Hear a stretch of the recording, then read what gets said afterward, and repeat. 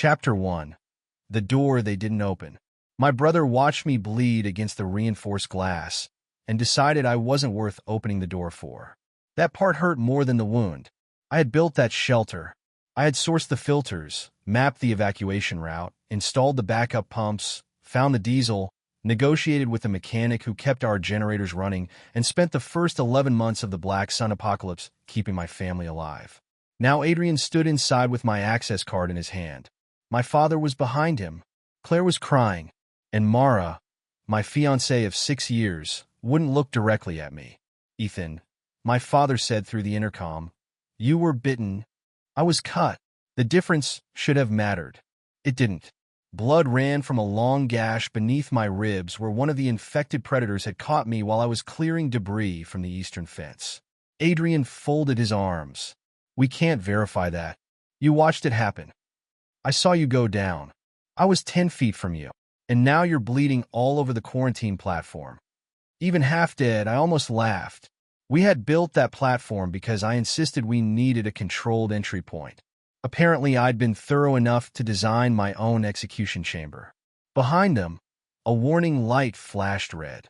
Outside temperature, 19 degrees Fahrenheit and falling. The Black Sun event had begun as a geomagnetic disaster 11 months earlier. Satellites failed first, then regional grids, then supply chains, then crops. The seasons themselves seemed to lose their minds. After that came contaminated rain. Then the animals started changing. Humans followed. I'd spent most of that first year solving one problem after another while Adrian stood in meetings, talked like a commander, and accepted congratulations for plans I had made. Now I understood the final use they'd found for me. Scapegoat. Mara. Her eyes finally lifted. I pressed one hand against the glass. "We have a medical scanner inside." 30 seconds. She looked at Adrian before answering me. That was when I knew. Not when she stayed quiet. Not when Dad refused. Not even when Adrian held up my access card. It was the glance. 6 years together. And she checked my brother's face before deciding whether my life was worth 30 seconds. "I'm sorry," she whispered. Adrian reached for the intercom. Survival belongs to people willing to make hard choices. That sounded like him. He'd always had a talent for making selfishness sound like a keynote speech. "Open the door," Claire said suddenly. Dad turned on her. "Enough. He built this place. And now this place has to protect everyone inside it. From me." The absurdity was almost elegant. I stopped arguing. That confused them. Adrian frowned. Mara stepped closer to the glass. "Ethan?" I pulled my hand away. They expected begging, because begging would have made their decision easier. If I screamed, threatened them, or promised anything, they could tell themselves desperation had made me irrational. So I simply looked at each of them. Dad, Claire, Adrian, Mara. I wanted to memorize their faces. Not because I expected another chance, because dying clarifies what matters. And I finally understood that I had spent years confusing being needed with being loved. The emergency lights flickered. I turned away. "Where are you going?" Mara asked through the intercom. I didn't answer. There was an abandoned county emergency station about half a mile west. If its outer storage room hadn't been looted, there might be antibiotics. I made it almost 400 yards before my knees failed. The world beyond the shelter looked like the skeleton of civilization. Cars sat abandoned beneath ice. A grocery store had burned months earlier and never stopped smelling faintly of plastic. Black clouds rolled across the sky, lit from within by green electrical flashes. The brass compass hanging under my coat tapped against my chest with each step. My mother had given it to me when I was 16. She'd scratched the back accidentally while showing me how to set a bearing. After she died, Dad turned family loyalty into something sacred. I believed him. That had been my mistake. I reached the emergency station after dark. The front doors were shattered. Inside, I found 3 empty cabinets, a frozen bottle of saline, and a chair. No antibiotics. No food. No miracle. I sat against the wall. My fingers were too numb to work properly, but I managed to pull out the compass. The needle spun in circles. Outside, the sky erupted. Not lightning. Something larger. A geomagnetic surge washed over the horizon in waves of green-white light. Every dead electronic device in the station flickered at once. A radio screamed static. The overhead lamps flashed bright enough to hurt. The compass became hot in my palm. I remember thinking of Mara, then Dad, then Claire, finally Adrian. I had spent an entire life preparing solutions for people who assumed I would always be available to solve the next problem. The strange thing was, as the pain faded, I didn't wish they were dead. I wished I'd learned sooner how to say no. Then the world disappeared. I woke choking on warm air. I rolled out of bed and hit the floor. For several seconds I couldn't understand why the floor wasn't concrete, or why sunlight was coming through curtains, or why I wasn't bleeding. My apartment, my old apartment, before the evacuation, before the shortages, before Black Sun. I grabbed my side. No wound. I stumbled toward the bathroom mirror. I looked younger, clean-shaven, well-fed, human. My phone lay on the nightstand. I picked it up.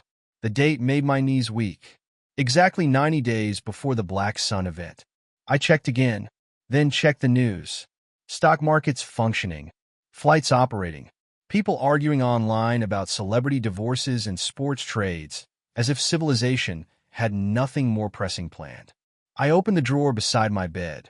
The compass was there, same brass case, same chain, same scratch across the back.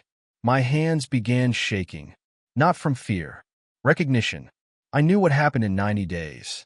I knew which highways became useless, which warehouses survived, which wells didn't, which hospitals lost refrigeration, which fuel depots burned, which crops failed, which safe zones became traps. And most importantly, I knew exactly what my family had expected me to provide. I sat on the edge of the bed for 10 minutes. Then I opened a spreadsheet. Food, water, medical, power, fuel, transport, communications, shelter, tools, replacement parts, labor. I wrote until the screen filled. At 7:14 a.m., my phone buzzed. A message from Adrian. Dinner Sunday. Dad wants you to handle the emergency planning again. I stared at it. Then I smiled for the first time since dying. They had 90 days. They just didn't know they were competing with someone who had already seen the ending. Chapter 2. 90 days early.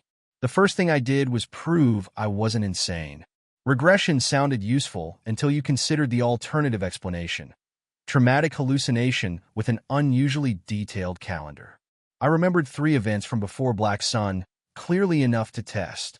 The first was insignificant enough that no one else would care. A specialty industrial metal used in grid transformers would spike 12% after a South American mine unexpectedly suspended production. At 10:30 that morning, the announcement hit. Price moved within minutes. I stared at my monitor. One coincidence. The second was a subway electrical failure downtown that trapped 3 trains and shut service for 4 hours. It happened at 2:17 p.m., exactly as I remembered. 2 coincidences. The third wouldn't happen for another 9 days. An unusual regional heat emergency.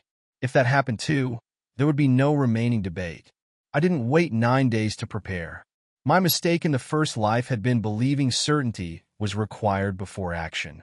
Preparation is mostly deciding what happens if you're right before everyone else finishes discussing whether you're allowed to be concerned. That afternoon, Mara came home early. In my first timeline, I remembered the conversation happening almost word for word. She put her purse on the kitchen counter. Didn't take off her coat. Can we talk? There are 4 words that have never improved a man's evening. I closed my laptop. Sure. She stood instead of sitting. I've been thinking. I already knew. That didn't make it painless. Memory is cruel that way. Knowing where the knife enters doesn't make the blade softer. I don't know if this life works for me anymore, she said. What life? This. She gestured around the apartment. You planning everything. Calculating everything. Every decision becomes a contingency. In the old timeline, I'd spent nearly an hour convincing her that stability wasn't stagnation. I'd reminded her of our wedding plans, the house we wanted, the trips we'd delayed. I'd apologized for working too much.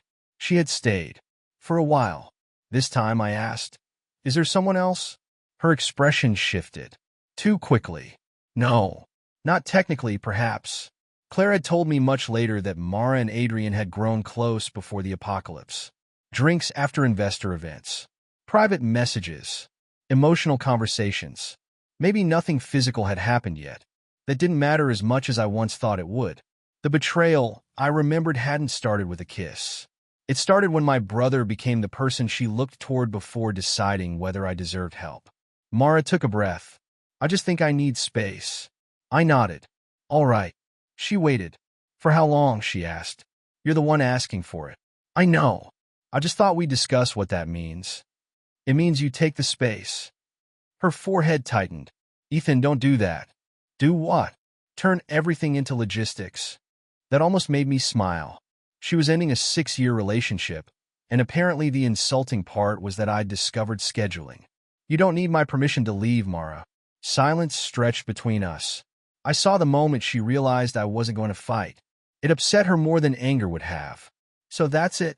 No. There are practical things. I opened my laptop. The lease is in my name. You can stay 30 days if you need to. The furniture we purchased together can be divided. Wedding deposits. I'll send you copies of what can still be recovered. Her face flushed. You've already thought about this? For 11 months of apocalypse, actually. But I said, I'm thinking about it now. You seem relieved. I looked at her. That accusation hurt, because part of it was true. I was grieving a woman who hadn't betrayed me yet for something she would do in another future. There was no clean emotional category for that. I'm not relieved, I said. I'm finished negotiating with people about whether they want me. She left that evening. Not permanently. She packed 2 bags and went to stay with a friend. 20 minutes after the door shut, I called Evelyn Shaw. Evelyn was a commercial attorney I'd worked with on emergency procurement contracts. Precise, expensive, and completely unimpressed by family drama. I need to restructure my personal exposure, I told her. How personal? Family guarantees. Investment holdings. Joint obligations. Everything. Did someone sue you? Not yet. That yet is concerning. Can you meet tomorrow? By noon the next day, she had a list. I owned a minority interest in a Vale family investment vehicle. More importantly, I had personally guaranteed portions of 2 facilities because Dad had asked years earlier. In ordinary circumstances, they weren't especially dangerous. In the future, I remembered, those guarantees had been used as if my financial capacity belonged to the family. I wanted out before the race began. The process was legal, but not magical. We couldn't simply erase signed obligations. We negotiated substitutions. One lender accepted additional collateral from a family property. Another required Robert's consent to release me. Dad signed because Evelyn presented it as routine estate simplification. He barely read the packet. That would become important later. I also listed my condo for sale, liquidated inherited securities, withdrew from the family investment vehicle at the contractual valuation, and built a cash position. By the end of the week, assuming everything closed, I could mobilize roughly $1.6 million. Useful money, not fantasy money. I couldn't buy the world. I didn't need to. You rarely need to own everything. You need control over the bottlenecks. At Sunday dinner, nobody knew what I had done. Dad talked about property. Claire complained about work. Adrian spent 15 minutes describing his battery startup's upcoming financing round. He was good. That was important. Adrian wasn't an idiot.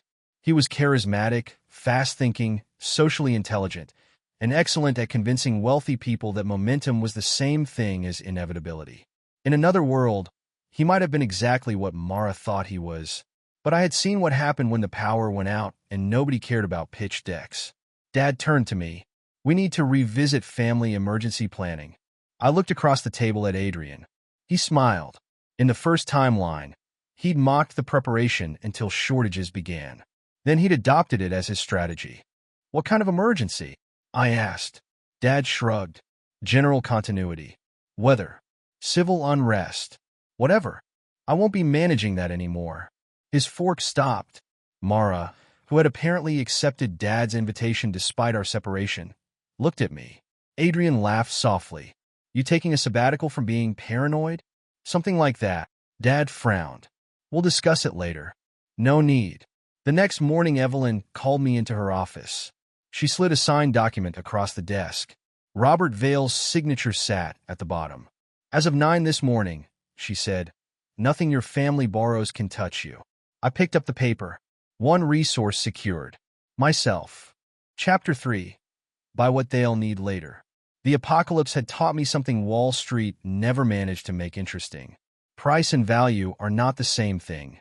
3 months before Black Sun, refrigerated warehouse capacity was boring.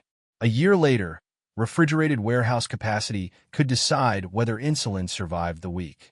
Before the collapse, deep wells were rural infrastructure. Afterward, they were kingdoms. My $1.6 million wasn't enough to buy every property I wanted, so I didn't try. I bought options, deposits, priority allocations, lease rights, conditional purchase agreements.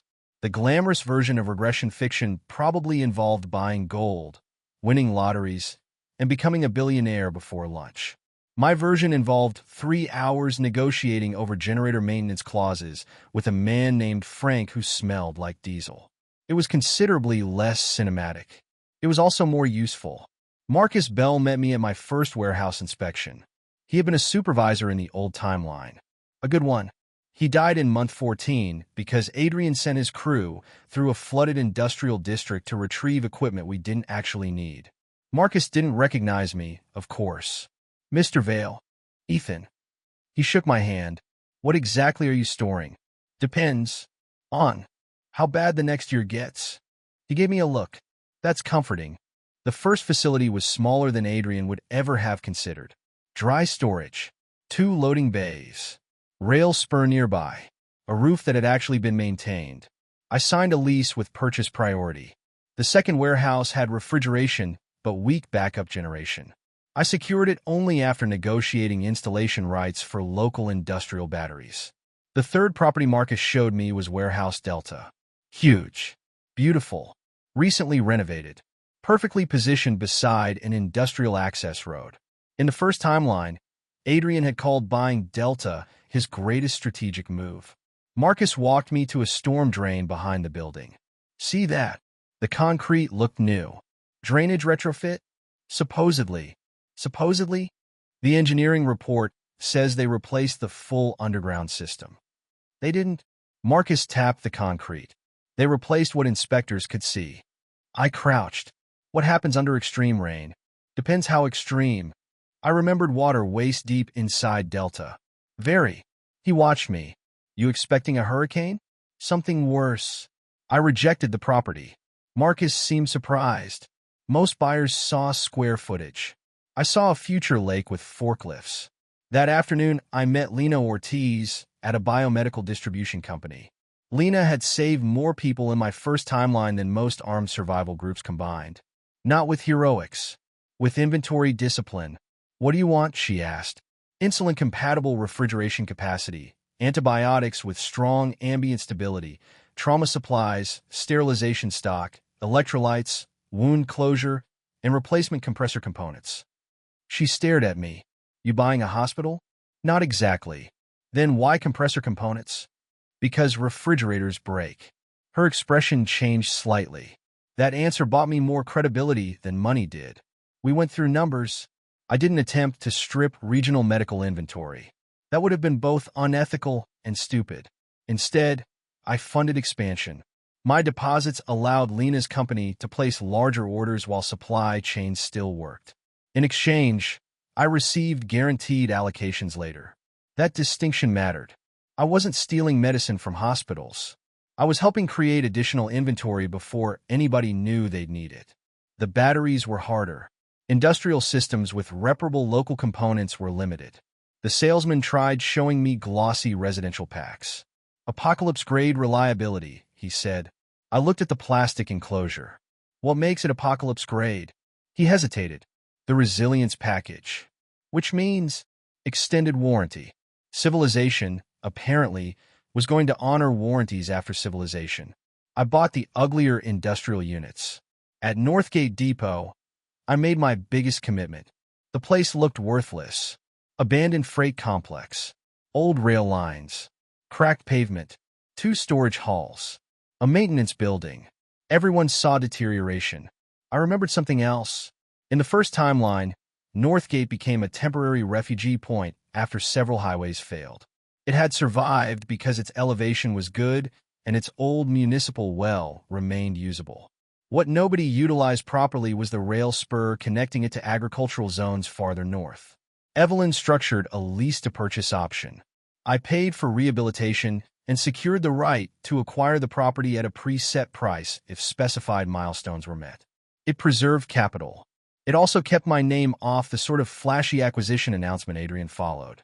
I walked Northgate alone after signing. Wind pushed weeds across the tracks. A rusted sign hung from one post. It looked nothing like salvation. Good. The best opportunities rarely did. Marcus called me that evening. Funny thing. What? Someone requested Delta's property package.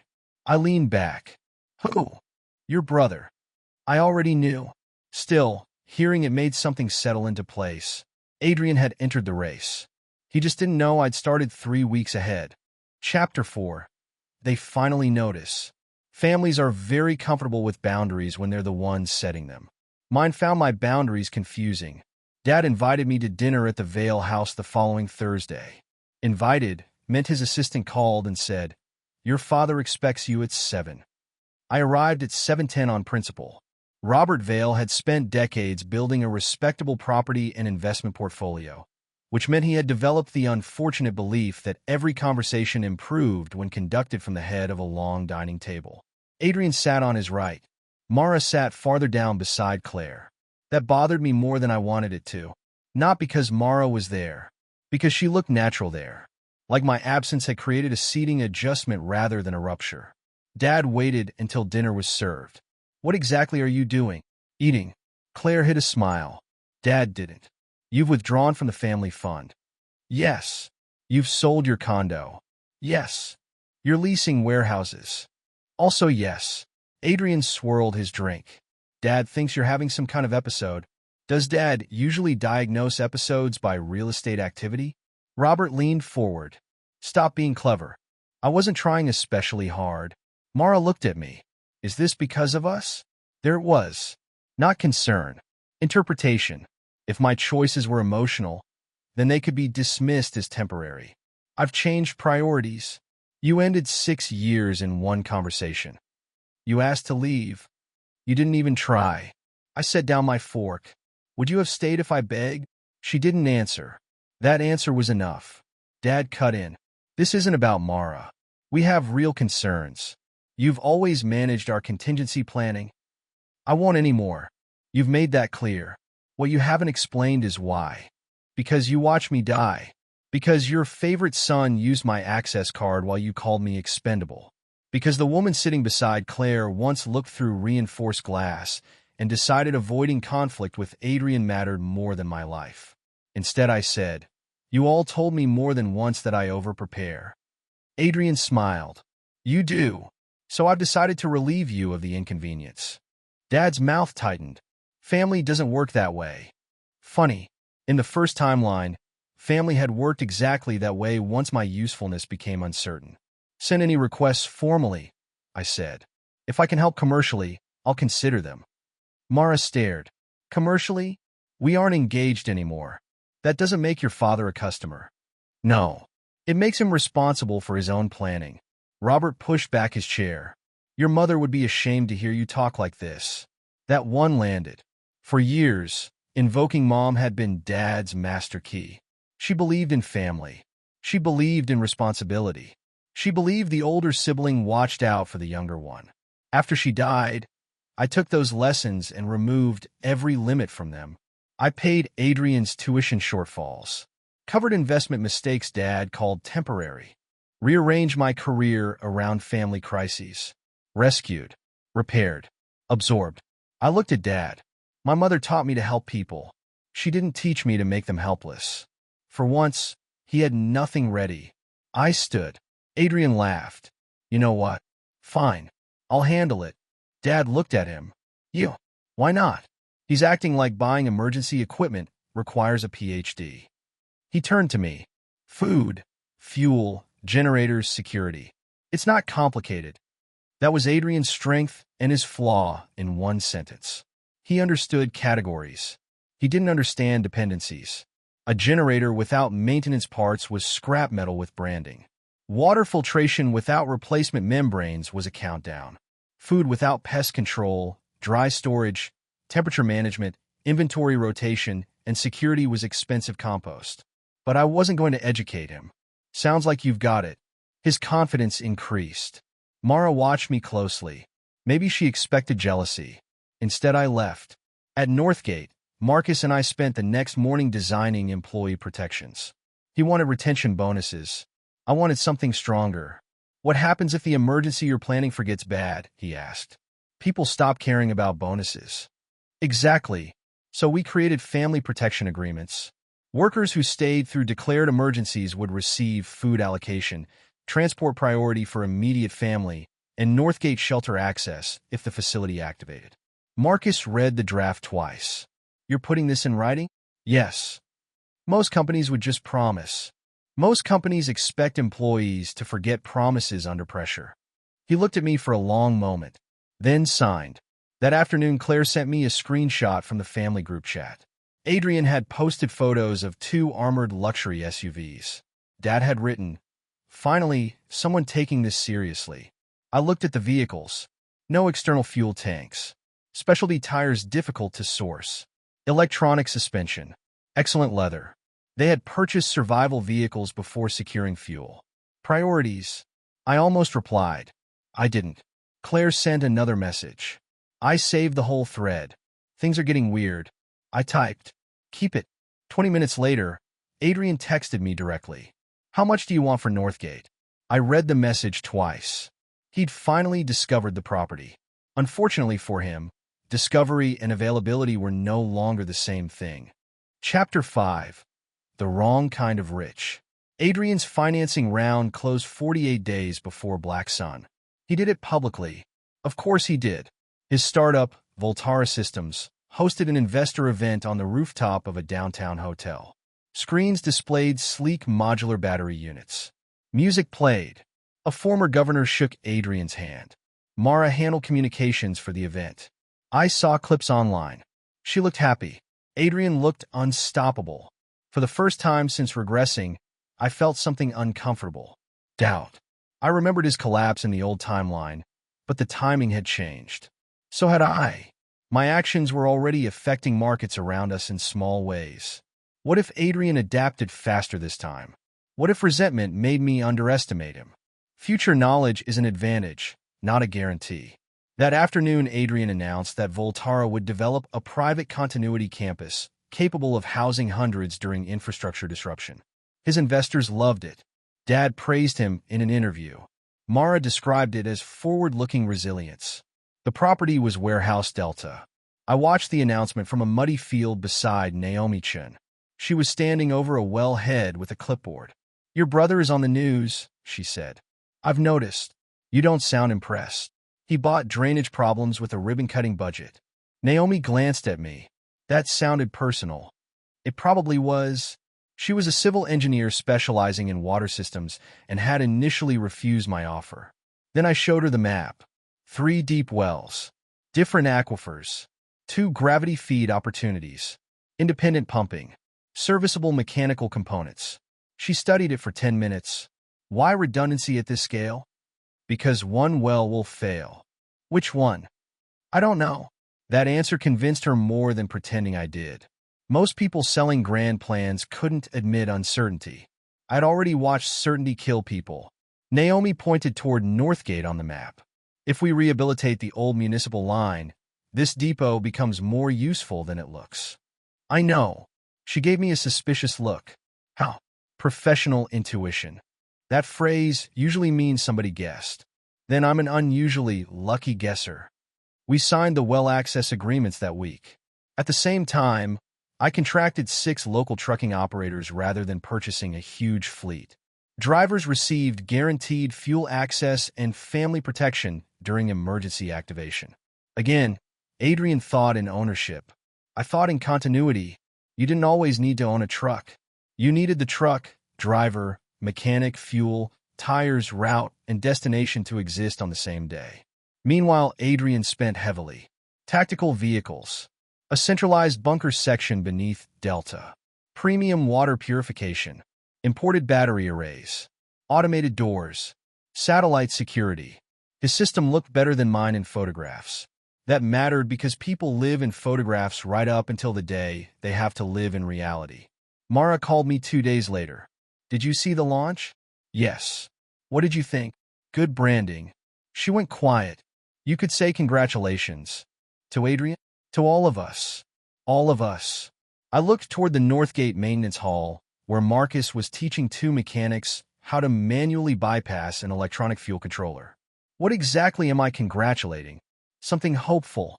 There was the old difference between us. Mara thought preparedness should feel optimistic. I thought preparedness should work on the day optimism stopped being useful. You really think you're the only person capable of planning, she said. No. You act like it. No. I act like details still exist even when people find them boring. She exhaled. You've built your whole life around emergencies, Ethan. The sentence caught me harder than she knew. In the first timeline, she'd said something similar weeks before Black Sun. I had defended myself then. This time I wasn't sure she was entirely wrong. Maybe, I said. She seemed surprised by the concession. But the emergency is coming anyway. What does that mean? I almost told her. Almost. Then my phone buzzed. A government weather alert. I read it once. Then again. An atmospheric blocking pattern had formed over 3 states. The heat dome. 3 weeks earlier than I remembered. That scared me more than any argument with my family. The future wasn't perfectly repeating. It was accelerating. I looked at the date. 39 days until Black Sun. Maybe less. Chapter 6. The first crack. The heat arrived like a physical force. For 3 days, temperatures broke records. Air conditioners ran without pause. Transformers failed. Then the rolling blackout started. By the second afternoon, grocery stores had people fighting over ice. By evening, social media influencers were live streaming supermarket panic, buying with captions like "Prepare now," while standing beside shopping carts full of bottled water and imported protein bars. Civilization had invented live commentary for its own nervous breakdown. I was at St. Vincent Medical Center when the first serious grid failure hit. Lena had called me 20 minutes earlier. Refrigeration backup isn't switching cleanly. How long? Generator has fuel for 6 hours at current load.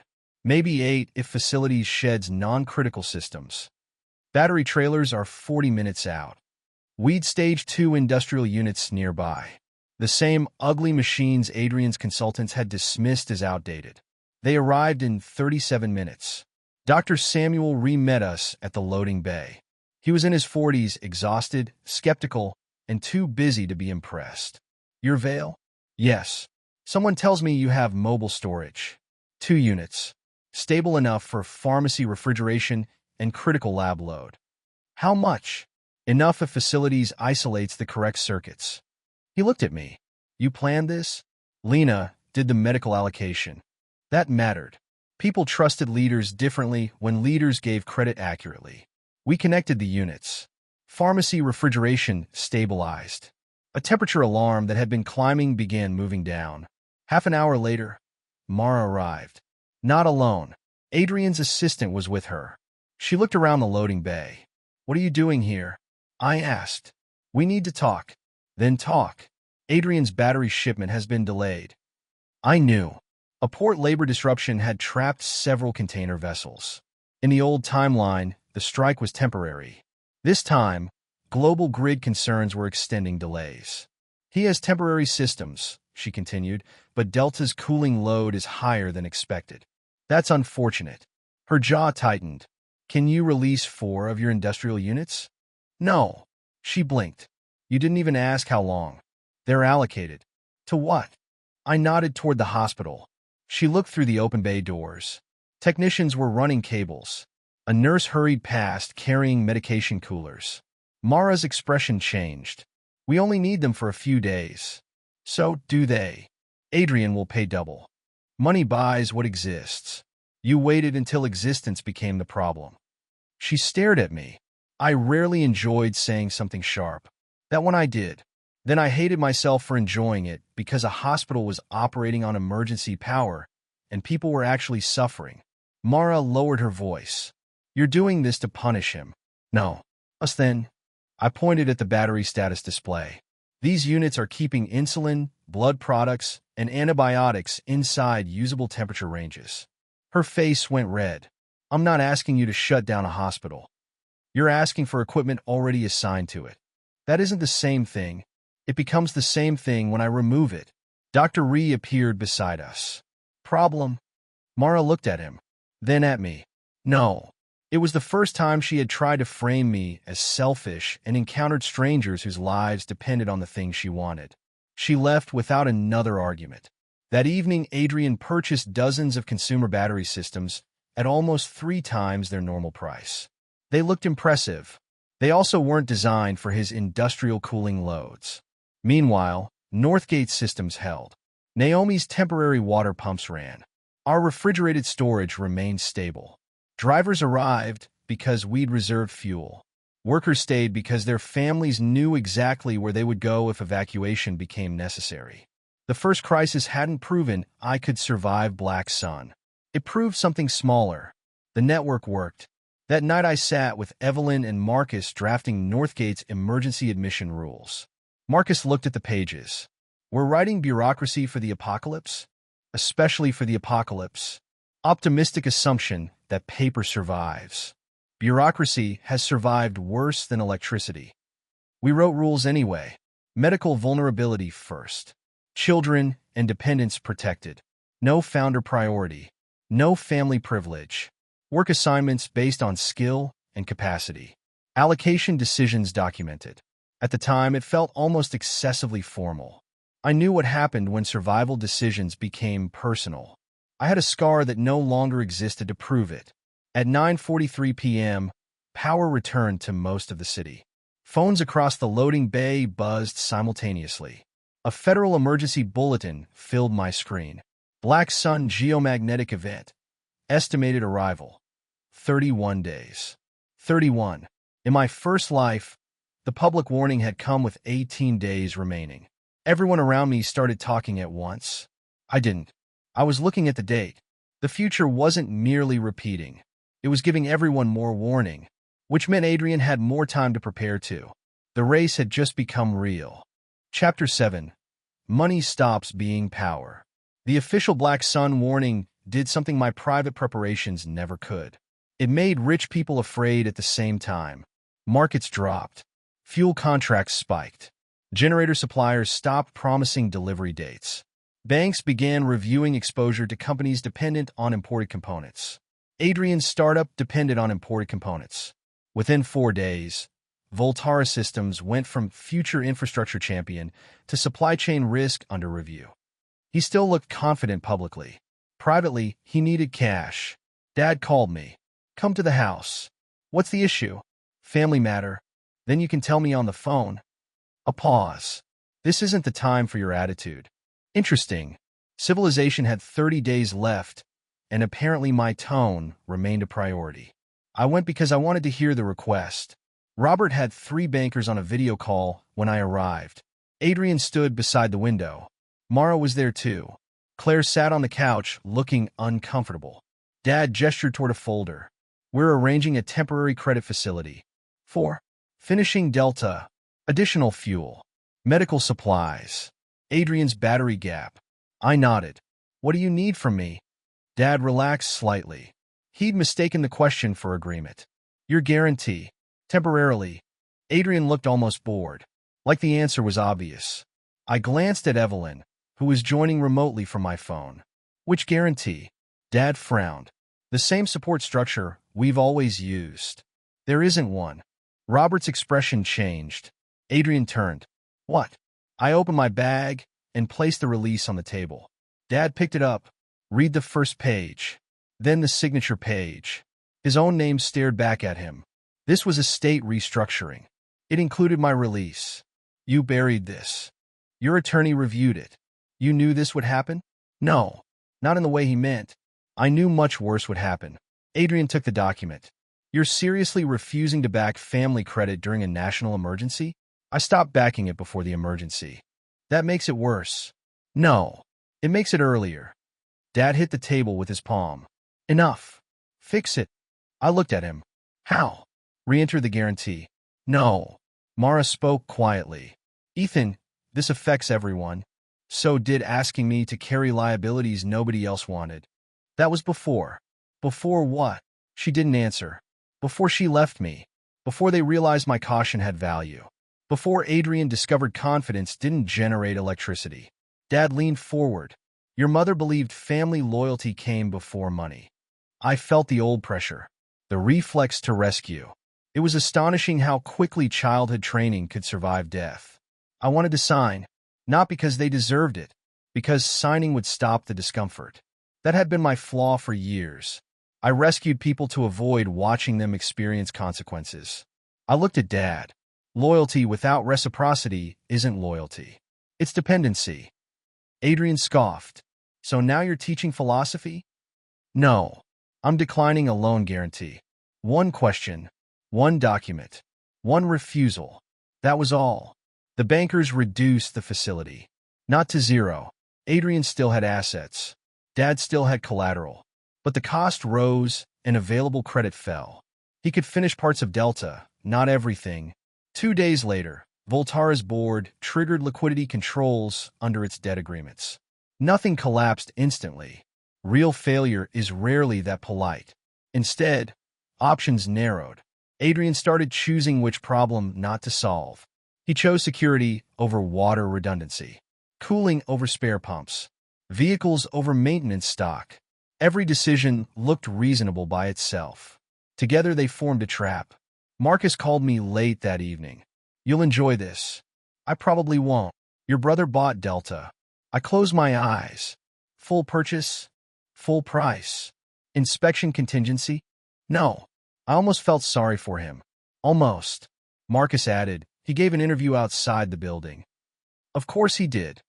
He said centralized control is the future of resilient infrastructure. I looked through Northgate's office window. 3 modest warehouses. Separate fuel. Separate water connections. Manual backups. Multiple access routes. Nothing impressive enough for television. Marcus? Yeah. When the rain starts, move every team away from Delta. He went quiet. You really believe it's going to flood? Yes. How bad? I remembered workers standing on shelving while contaminated water rose beneath them. Bad enough that I don't want anyone there when my brother realizes what he bought. Chapter 8. The warehouse he won. The first black sun disturbances arrived before the main event. Satellites began dropping packets. GPS accuracy became unreliable. Weather models contradicted each other. Then the rain started. Not ordinary rain. Heavy, warm sheets that fell for hours over ground already hardened by weeks of extreme heat. Storm drains overflowed. Roads flooded.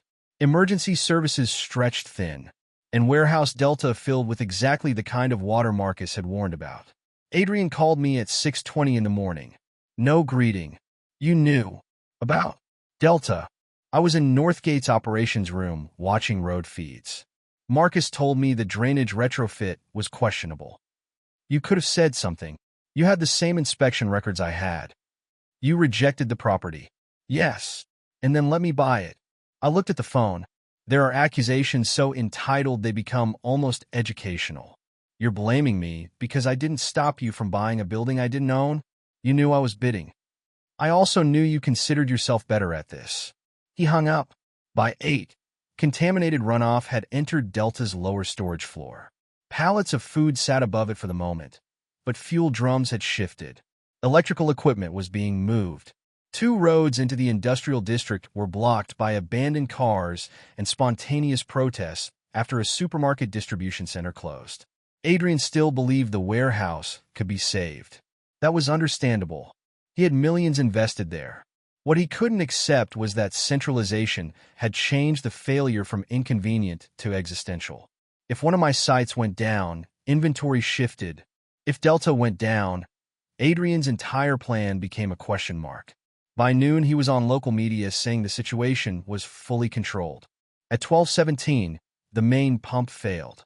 Confidence is a wonderful public relations tool. Water remains unimpressed. Northgate lost one small storage node that afternoon when roof damage contaminated grain. Marcus reported it. How much? About 6% of dry food inventory. Move replacement stock from West Annex. Already loading. 6% hurt. It didn't cripple us. That was the point. I spent the afternoon moving between sites. No heroic speeches. Just decisions. Route B closed. Use Route D. Cold storage compressor overheating. Shift half the load. Fuel delivery delayed. Move generator cycles. A $14 industrial gasket became the most valuable object at Northgate for 45 minutes because it was the only replacement matching an old pump housing. One mechanic held it up and said, "We should put this in the vault." Apparently, civilization ends for want of plumbing hardware. By evening, Delta was partially inaccessible. Adrian's workers had moved to upper levels. Then Mara called. Her voice was different. No accusation. No controlled frustration. Fear. "Ethan, where are you?" "South perimeter of Delta." "Get out of the district. There are people inside." "How many?" 17. Maybe 18. "Emergency services?" "Can't reach the east side." "What about Adrian's private teams?" 2 vehicles stalled. 1 turned back. I closed my eyes. In the first timeline, Marcus had died here because Adrian prioritized equipment recovery. History was bending toward the same mistake. "What does Adrian want recovered?" I asked. Silence. "Mara." "Battery control systems. Fuel. Medical stock." There it was. "Forget the supplies," she said quickly. "There are 17 people still inside." That sentence mattered. It was the first time in either life I heard Mara place people above Adrian's assets without hesitation. I looked at Marcus. He'd heard enough to understand. "We have 2 high-clearance trucks," he said. Naomi shook her head. "South access is unstable. We use the rail service lane. Flooding. Lower." I remembered the route. In the old timeline, it had remained passable for another 6 hours. Maybe. Future knowledge was becoming less reliable. I had to choose. Every resource sent into Delta could be lost. Every driver risked exposure. Every gallon of fuel mattered. Part of me wanted to say no. Not because it was rational. Because Adrian had watched me die once. Because Mara had stood behind glass. Because Dad had called me expendable. Then I remembered what I'd told myself while dying. I wished I'd learned to say no.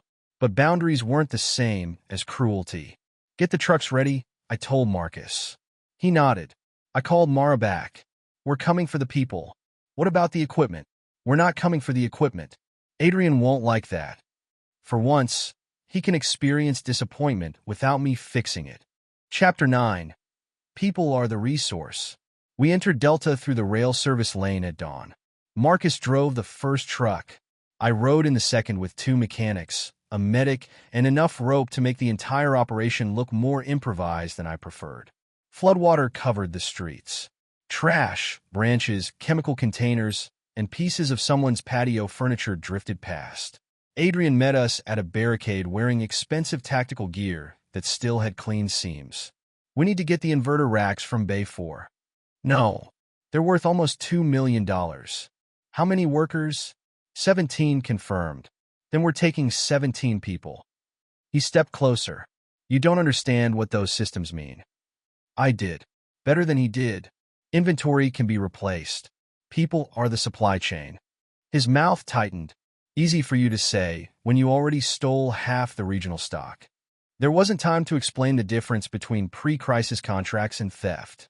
Also, I had learned that explanations are frequently requested by people who have no intention of changing their minds. We went in. The water inside Delta reached my thighs. Emergency lighting flickered. A chemical odor hung in the air. Workers had climbed onto storage racks near the western loading area. One had a broken ankle. Another was hypothermic despite the warm weather, because he'd been wet for hours. The building groaned. Marcus looked toward Bay 4. "Equipment's still there." I knew what he meant. We could probably reach it. Adrian's voice came through the radio. "Bay 4 is less than 200 yards. Get the control cabinets." I switched channels. "Marcus." "Yeah." Workers first. He smiled grimly. Good answer. We extracted 12 on the first run, 5 on the second. The last man refused to leave without his co-worker, who had become trapped behind a collapsed partition. We cut through sheet metal. That cost us 23 minutes. By the time we left, water had risen another 6 inches. As our second truck cleared the lane, part of Delta's eastern wall failed. Not dramatically. No explosion. A deep cracking noise. Then concrete folded inward. The inverter racks Adrian wanted disappeared under brown water. He stood watching from the barricade. No speech could have improved the moment. Mara was beside him. She looked at me. Mud covered my clothes. One sleeve was torn. For an instant, I remembered myself outside the shelter in the old timeline, bleeding, asking for 30 seconds. Her face changed. I wondered what she saw. 2 days later, 6 technicians from Adrian's operation came to Northgate. Marcus brought them into my office. They want a transfer. One man named Joel spoke first. Adrian offered retention bonuses. How much? Double current salary until markets stabilize. Markets? It was becoming an optimistic phrase. Why leave? He pulled one of our employee family cards from his pocket. Your crews said these are real. They are. My wife and daughter get space if I'm assigned here? Yes, under emergency activation. And medical allocation? Same rules as everyone. He nodded. Then I'm in. Adrian called an hour later. You're poaching my people. They applied. You offered family shelter. Yes. You know I can't match that right now.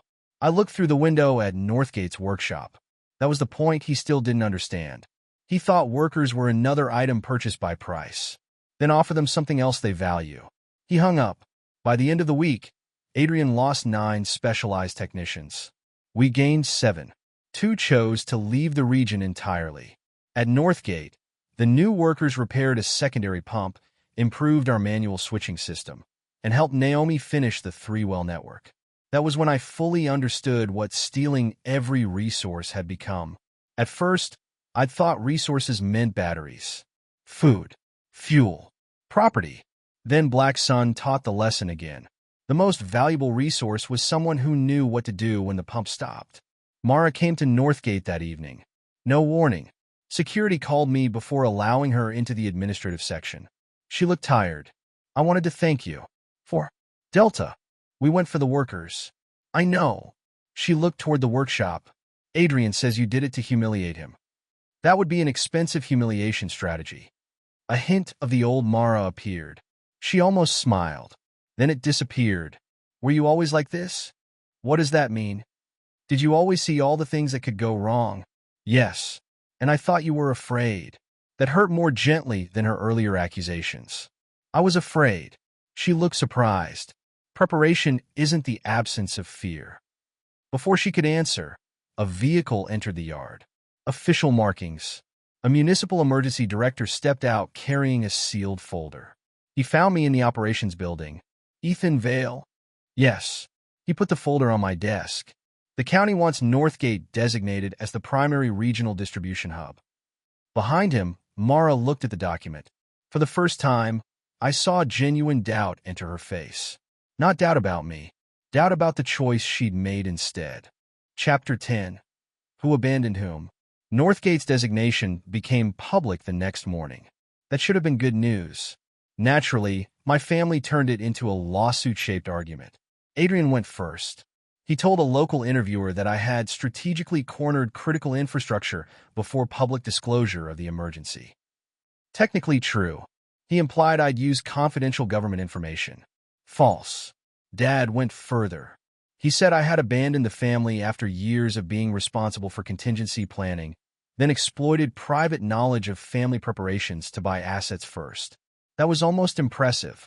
They had managed to transform my refusal to continue serving them into theft. The County Emergency Committee scheduled a review because Northgate's designation required public trust.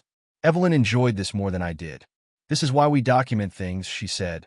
You enjoy being right too much. It's one of the benefits of billing hourly.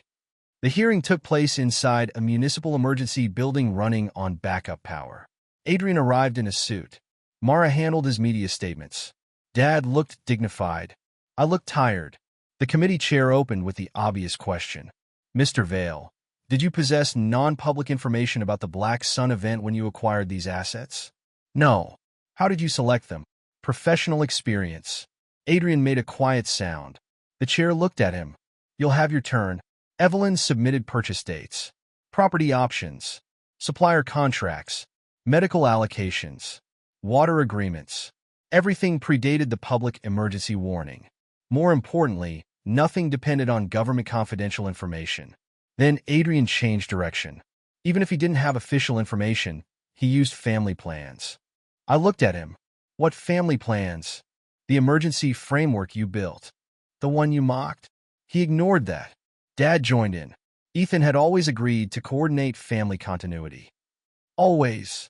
Evelyn asked. Robert hesitated. She slid a printed message log across the table. Claire had sent it to me weeks earlier. Adrian's group message. We don't need Ethan controlling everything. I'll handle our planning. Dad's response. Agreed. He takes preparation too far. Mara's message followed later. Maybe giving everyone some space is healthier. Then mine. Understood. I won't coordinate family contingency planning going forward. No one had objected. The chair read the exchange. When was this? 47 days ago, Evelyn said. Dad's face hardened. This is private family communication. You made the alleged family obligation public, she replied. That ended that line. Adrian tried one more approach. You intentionally bought assets you knew I wanted. Some. So you admit it. I knew you wanted Warehouse Delta 2. He stopped. A few people in the room knew what had happened there. Evelyn didn't smile. She didn't need to. The committee confirmed Northgate's designation that afternoon. The county's reasoning was practical. Operational water, multiple storage sites, rail access, medical refrigeration, documented worker agreements, existing distribution capacity. My surname had nothing to do with it. Neither did revenge. That distinction mattered more than I expected. Outside the hearing room, Mara caught me. Ethan. I stopped. She held her phone. I didn't know Robert was going to say you abandoned everyone. You were at the briefing. I thought he meant emotionally. I looked at her. This was one of those moments when anger offered a very clean answer. I could blame her for everything. Instead, I asked, did you correct him? She didn't answer. That was the answer. She looked away. I didn't know how far he'd take it. You keep waiting until the cost of telling the truth becomes lower than the cost of staying quiet. Her eyes came back to mine. I regretted the cruelty immediately. Not because it was false, because truth can still be used badly. Before either of us said more, the emergency director approached with a map. He spread it across a table. 3 major access roads had warning marks. A 4th had already failed. He pointed toward Northgate. In 72 hours, this may be the only passable corridor left in the county. Every argument in the room suddenly became smaller. 72 hours. The family had spent weeks trying to prove I shouldn't control Northgate. Now they might need Northgate to survive. Chapter 11. 72 hours. The last 72 hours before regional isolation were the busiest of my life, including the life in which I died. Northgate stopped feeling like property. It became movement. Trucks, people, fuel, livestock feed, medical crates, water tanks, repair parts, blankets, names written on intake sheets, children sleeping beside toolboxes because their parents were working 12-hour shifts. The emergency director wanted us to preserve fuel. Dr. Ree wanted more evacuations. Naomi needed 2 pump components transported from a municipal treatment plant. Marcus wanted another convoy sent north for grain. Every decision consumed something we might never replace. That was the part survival stories usually skipped. There was rarely a perfect choice. Only a cost selected before the other costs selected themselves. Adrian called during hour 58. He sounded exhausted. I heard you're sending fuel south. For evacuations. That's insane. Possibly. You'll need that fuel in 2 weeks. Yes. Then why waste it now? I looked at the board. 27 dialysis and high-risk medical patients. 11 technicians' families. 43 children. 3 refrigeration specialists. 2 water engineers. One machinist who could rebuild generator governors from scrap, because some of the people we're moving are more valuable than the fuel. He laughed without humor. There it is, your savior complex. That landed because it was partly true. My old flaw wasn't gone. I still wanted to rescue. The difference was that now I forced myself to ask whether help created dependency or capacity. These evacuations created capacity. The machinist alone extended the probable life of 3 generators. The refrigeration specialists protected medicine. The technicians stayed because their children were safe. Compassion and strategy were not opposites. That was another thing Adrian never understood. He thought kindness was a cost. Sometimes it was infrastructure. Northgate's population grew. So did its strength. Adrian's shrank. Workers left Delta's remaining operations once family members could no longer safely stay there. Several joined public evacuation convoys. Others came to Northgate. At hour 31, the Northern Rail Line delivered grain from 2 farms whose owners had signed early exchange agreements with us. At hour 24, Naomi activated the second well loop. At hour 18, Dr. Ree moved the medical refrigeration cache in a permanent cold storage. At hour 12, the final southbound convoy returned. Marcus found me near the rail platform. You've been awake how long? I don't know. That's not a number. Then long enough that arithmetic feels aggressive. He handed me coffee. We stood watching workers unload. These people trust you, he said. I didn't like the statement. Trust was responsibility. In the old timeline, responsibility had become identity. I want a council operational within 2 weeks, I said. Marcus looked at me. Civilization ends, and your response is committee formation? Apparently bureaucracy really is immortal. He laughed. But I meant it. I didn't want Northgate to become another shelter where one family's fear decided who lived. At hour 6, the county lost 2 communication relays. At hour 4, the Western Access Road closed after a bridge approach failed. At hour 3, contaminated runoff reached a suburban evacuation route. The southern corridor remained open. Barely. Security began preparing final intake cutoff. I went to the control room. Naomi stood over pump telemetry. Lena was checking medical stock. Dr. Ree had fallen asleep sitting upright for 12 minutes and was angry someone woke him.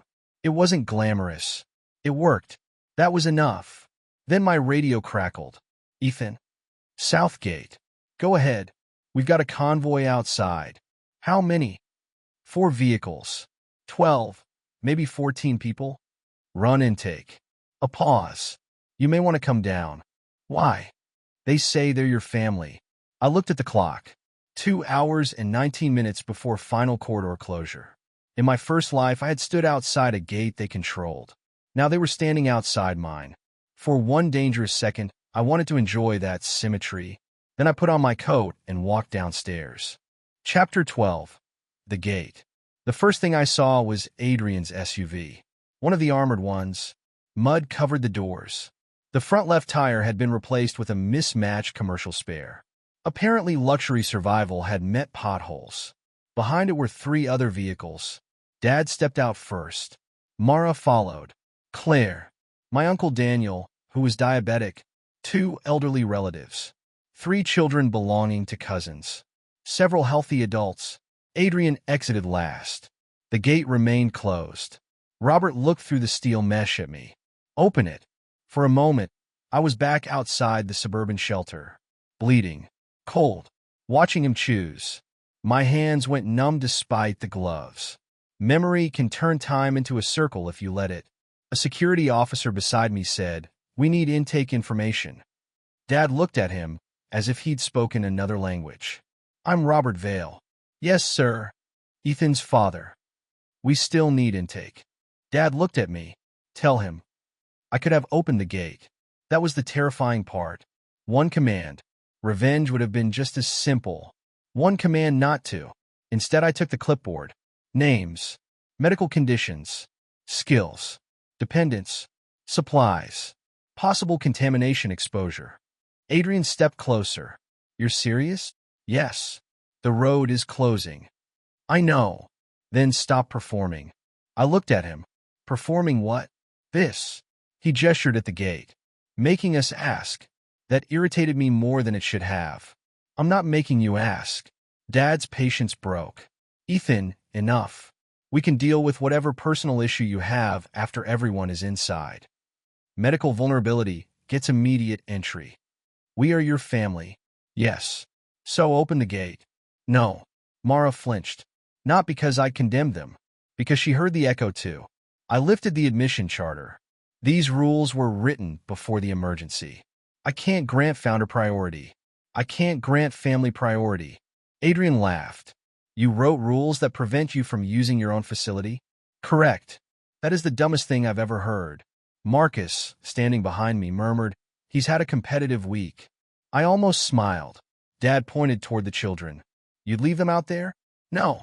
Dr. Rees stepped through the security door. He began screening. Children first. Elderly adults. Uncle Daniel's diabetes. They were cleared for immediate entry.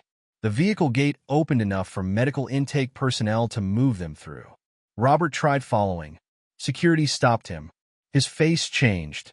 You're separating us? Healthy adults complete standard intake. Family stays together. Then wait together. The children are safer inside. He had no answer that didn't expose the difference between family unity and family control. Adrian walked toward the gate. I can help run this place. No. He stared at me. Ethan, look around. You've got hundreds of people. Distribution. Security. Logistics. Negotiation. You need leadership. We have leadership. You have warehouse managers. Marcus stepped forward. Question. Adrian looked at him. Marcus pointed toward the pump building. Northgate has 3 independent water loops. One reads bacterial contamination. Which valves isolate it without depressurizing the medical block? Adrian said nothing. Marcus waited. Adrian's face hardened. That's an engineering question. It's an operations question. No speech could have done more damage. Adrian understood people. Money. Presentations. Deals. Those were real skills. But he had spent months assuming they automatically became every other skill when he entered the room. Robert switched arguments. You're humiliating us because you're angry. I looked at him. No. You abandoned the family before the emergency, and now you're pretending this is procedure. Claire spoke behind him. He didn't. Everyone turned. She held up her phone. Dad's expression changed. Claire, you told him we didn't need him. This isn't the time. You said he took planning too far. Claire. Adrian said he'd handle it. Adrian snapped. Whose side are you on? She looked at him. That question is the problem. Evelyn had arrived at Northgate 2 days earlier with the final legal records we could preserve. She walked up beside me. Adrian saw her and actually laughed. You brought a lawyer to the apocalypse? Evelyn looked at the half-flooded road behind him. And yet contracts still lasted longer than your warehouse. Even I thought that was mean. Effective, though. Dad accused me of intentionally cornering supplies. Evelyn answered with dates. Purchase contracts before public warnings. Private capital. No misuse of government information. Northgate's acquisition option funded independently. The guarantee release signed by Robert himself. Adrian changed direction again. You bought everything because you knew we'd need it. Yes, I said.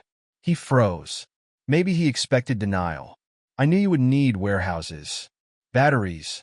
Water. Fuel. Transport. So would thousands of other people. You took them first. I secured what I could. You stole our future. No. I stopped building it for you. The difference finally landed. Not completely, but enough. Naomi came over the radio. Ethan, intake needs updated capacity. Secondary pump is unstable again. How many? Until repair? 22 additional healthy adults, maximum. After that we risk pressure loss. There it was. Physical reality. Not resentment. Not family history.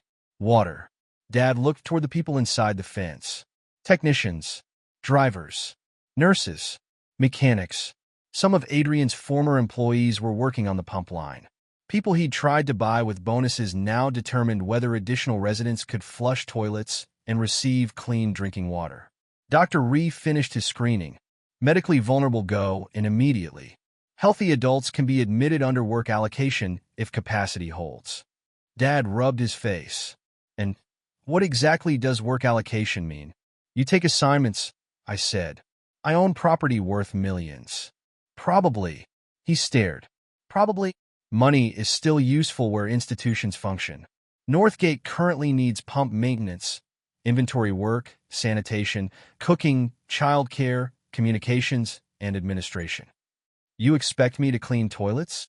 If that's the assignment. Robert Vale had negotiated multi-million-dollar property deals. The apocalypse had finally introduced him to the concept of a job description. Adrian stepped closer. I won't work under him. He pointed at Marcus. Marcus shrugged. That helps. We were short one person willing to do nothing. Mara covered her mouth. I wasn't sure whether she was hiding a laugh or a sob. Maybe both. The sky flashed green in the distance. Our radio operator announced the southern road had less than an hour. Dad's posture changed. Pride is expensive. Survival eventually sends the invoice. All right, he said. It was the first time I could remember him saying those words without controlling what followed. Adrian turned. You're accepting this? Robert looked at him. What alternative are you offering? Adrian had none. That was the real collapse. Not Delta. Not Voltara's debt. Not the failed batteries. The moment the family patriarch asked his favorite son for the solution Adrian had spent months claiming he possessed. Silence answered. Mara approached the gate. Ethan. I looked at her. Was this revenge? There were 100 answers I could have given. I remembered the glass. The cold. Her eyes moving toward Adrian before she abandoned me. If revenge was what I wanted, I said, the gate would still be closed. Her eyes filled. I continued quietly. You're not outside because I hate you. You're in line because I finally stopped treating blood as a contract. She looked down. The gate opened. One by one, they entered, not as owners, not as leadership, not as the family whose needs automatically became my obligations. As people, Dad received an administrative assignment. Claire joined communications. Mara was placed with public information and intake because she was actually excellent at it. Adrian was assigned to transport support under Marcus. He objected. Marcus handed him a route board. You wanted leadership. Lead this truck to the correct loading dock. For once, Adrian didn't have an audience to charm. He took the board. The southern road closed 38 minutes later. That evening, I sat alone in my office. The emergency lights were dim. Outside, Northgate hummed with pumps, generators, voices, and machinery. Mara knocked. I looked up. She entered without speaking. Then she removed something from her pocket. Our engagement ring. She placed it on my desk. I think this belongs to the life we don't have anymore. For the first time, she wasn't asking me to fix anything. Chapter 13. The Life After Survival. Mara sat across from me while the engagement ring rested between us. For years, that ring had represented a future. House. Marriage. Children, maybe. Ordinary problems. We never reached that future in either timeline. She looked older than she had 90 days earlier. So did I. I'm sorry, she said. I waited. No explanation followed. That was new. She wiped beneath one eye. I kept thinking Adrian was brave because he moved fast. I said nothing. And you were afraid because you always saw problems. She looked toward the window. I thought I was choosing someone who wanted to live instead of someone preparing for everything that might go wrong. Adrian did want to live. I know. That mattered too. It would have been easier if Adrian were secretly evil. He wasn't.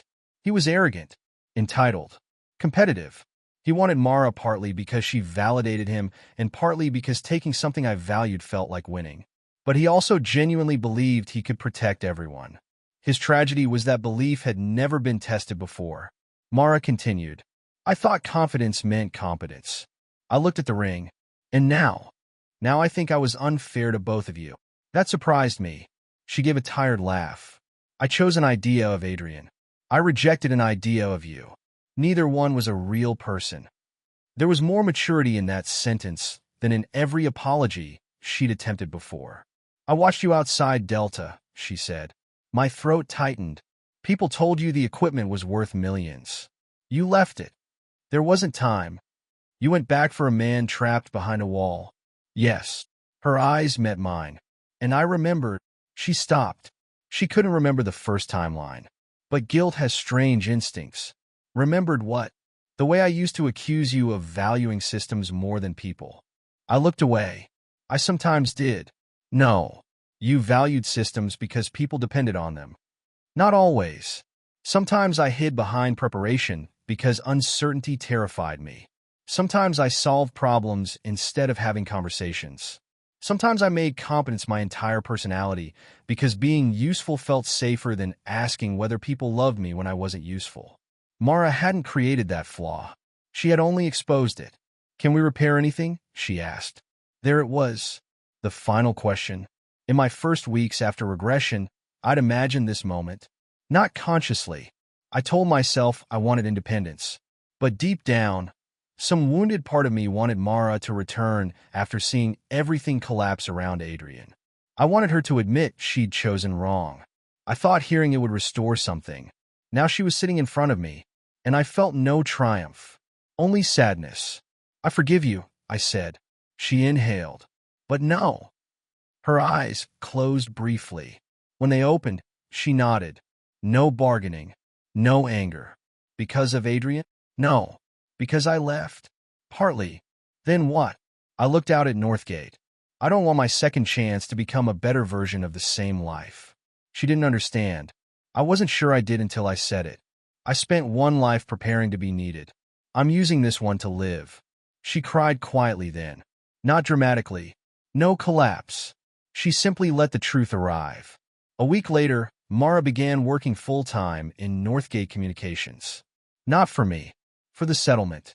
She was good. Very good. When rumors spread, she corrected them quickly. When new arrivals panicked, she gave clear instructions. When ration changes caused anger, she explained the reason without insulting people. We worked together professionally. It wasn't comfortable at first. Then it became ordinary. Oddly, ordinary was the first sign we'd actually moved forward. Adrian took longer. Voltara Systems effectively collapsed after its creditors accelerated portions of its debt, and remaining imported inventory became inaccessible. Before commercial institutions failed completely, Evelyn helped arrange liquidation of usable company equipment. Northgate acquired several serviceable components through documented exchanges. Other assets went to public emergency organizations. Adrian hated every signature. But even he eventually understood the alternative was watching equipment sit useless while debts swallowed whatever value remained. Marcus supervised him on transport operations. At first, Adrian treated every assignment as an insult. Then something changed. One winter convoy encountered a washed-out bridge approach. Adrian negotiated passage through private farmland with an owner who had refused 3 previous groups. That was what Adrian was actually good at. People. Negotiation. Reading motives. For once, his skill existed inside a system instead of pretending to replace the system. Marcus told me afterward, "Your brother might become useful." I'll alert the historians. Dad had a harder transition. Robert Vale spent decades believing leadership meant being consulted. At Northgate, leadership meant competence plus accountability. He worked administration, inventory reconciliation, housing records. Eventually he became good at it. He never loved taking instructions from people younger than him. But the world had run out of patience for hierarchy that couldn't repair anything. Claire earned my trust slowly. Not because she'd spoken against the family at the gate. Because afterward she kept telling the truth when nobody applauded. She joined Mara in communications and later took over regional dispatch coordination. Dr. Ree ran medical operations. Lena became one of the cooperative's founding directors. Naomi built a closed-loop water system around the wells we'd leased months earlier. She and I spent more time together as winter ended. Nothing dramatic happened. No revenge romance. No conveniently perfect woman appeared to prove Mara had lost. Naomi argued with me about capacity projections. Mocked my tendency to create backup plans for backup plans. Once, after I presented 3 contingencies for greenhouse heating, she asked, "Do you have a plan for what happens if everything works normally?" I stared at her. She smiled. Thought so. I found myself laughing. Months passed. Northgate changed. At first, people called it Ethan's Depot. I hated that. Then the cooperative council formed.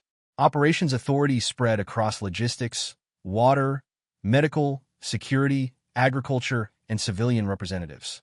I voluntarily reduced my unilateral control. Marcus thought that was strange. Dad thought it was irresponsible. Adrian surprisingly understood. If you get hit by a truck, the place still works. Exactly. He nodded. That's annoyingly sensible. Maybe there was hope for him. By spring, conventional money mattered far less. Ration credits, labor exchange, fuel allocations, food production, repair capacity. Those were the new economics. People who once measured wealth in account balances measured it in warm rooms and functioning pumps. The apocalypse had not made everyone equal. Nothing ever does. But it had exposed the difference between status and utility with unusual cruelty. Mara left Northgate in late spring. A civilian relocation settlement to the east needed someone experienced in communications and intake management. She volunteered. The morning she left, she found me near the greenhouse. I wanted to say goodbye. I heard. No dramatic attempt to stop me. I smiled. You've complained about that before. She laughed. A real laugh. Then her expression softened. Thank you for letting us in. You qualified. You know what I mean? I did. She looked toward Northgate. Sometimes I think about what would have happened if you just left us outside. So do I. Would that have made you feel better? I considered it. For a few minutes. And after? I would have had to live with becoming the thing I hated. She nodded. That sounds like you. Hopefully a less annoying version. I wouldn't go that far. We stood there quietly. Then she hugged me. I let her. When she pulled away, there was no unfinished negotiation in her face. Only grief for something that had ended and respect for what remained. She walked toward the transport truck. I didn't watch until it disappeared. That mattered.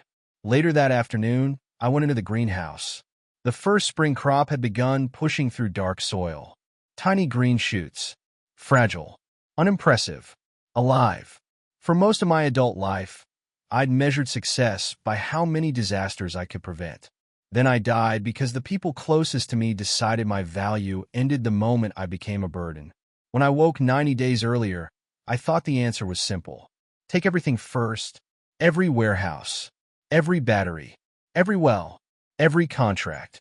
Every route. Every advantage. Never be powerless again. And I did take them. Before Adrian. Before Dad. Before Mara understood why they mattered. But the resources weren't the real victory. The victory was learning what they were for. A battery mattered because medicine stayed cold. A well mattered because children drank. A warehouse mattered because food reached people. A contract mattered because rules survived pressure. A boundary mattered because help given without choice eventually becomes resentment. And family? Family mattered too. But not as ownership. Not as debt. Not as a blank check against one person's life. I reached under my shirt and removed the brass compass. I'd carried it since waking in the second timeline. Same scratch on the back. Same dent near the hinge. My mother had given it to me years earlier. For most of my life, I thought it meant I had a duty to lead everyone home. I understood it differently now. A compass gives direction. It doesn't tell you whom you're obligated to carry. I hung it on a hook beside the greenhouse entrance. Naomi looked up from a planning table. You're leaving that there? Yes. Someone could take it. Then hopefully they need directions. She shook her head. That's either profound or evidence you're finally sleep-deprived. Could be both.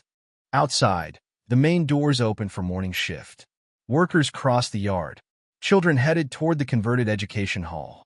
A maintenance crew moved toward the pump building. Someone complained about breakfast. Someone else argued about irrigation schedules. Life. Not survival. Life. I stepped between the rows of new plants. For the first time in either timeline, I didn't check whether my family needed something. I didn't look for Mara. I didn't wonder whether Adrian regretted what he'd done. I didn't measure myself by Dad's approval. I simply walked toward the morning. And behind me, beside something growing, the compass stayed where anyone could use it.